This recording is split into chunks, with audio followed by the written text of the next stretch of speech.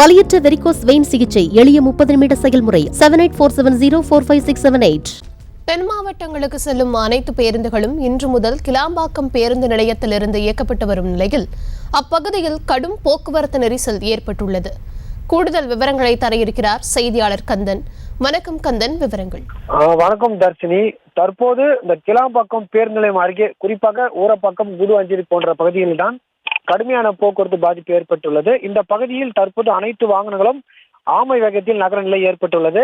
இந்த கிளாம்பாக்கம் கலைஞர் நூற்றாண்டு பேருந்து நிலையத்தில் இன்று முதல் அனைத்து, அதாவது தென் மாவட்டங்களில் செல்லும் அனைத்து பேருந்துகள் மட்டுமில்லாமல் எஸ்சிடிசி, அதே போல டிஎன், எஸ்டி, ஆம்னி பேருந்துகள் போன்ற அனைத்து வகை பேருந்துகளும் இன்று முதல் கிளாம்பாக்கம் பேருந்து நிலையம் இயக்கப்பட்டு வருகிறது.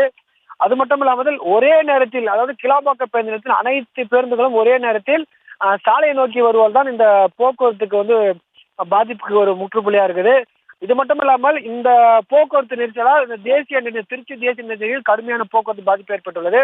அது மட்டும் இல்லாமல் நேற்றைய தினம் வரை விழுப்புரம், வந்தவாசி, அதே போன்று இந்த திண்டிவனம் போன்ற பகுதிகளுக்கு இந்த கோயம்பேட்டிலிருந்து புறநகர் பகுதிகளாக தான் அனைத்து வாகனங்களும் வர இருந்தது.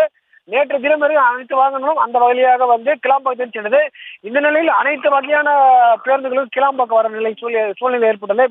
இதனால் மாநகர பேருந்து மூலமும் ஏராளமானவர்கள் கிளாம்பாக்கத்தில் இங்கிருந்து பேருந்துகள் தென் மாவட்டத்தில் செல்வதால் இந்த போக்குவரத்துக்கு ஒரு பாதிப்பு ஏற்பட்டது. தற்போது போக்குவரத்து போலீசார் போக்குவரத்து சரி செய்யும் பணியில் ஈடுபட்டு வருகின்றார்கள்.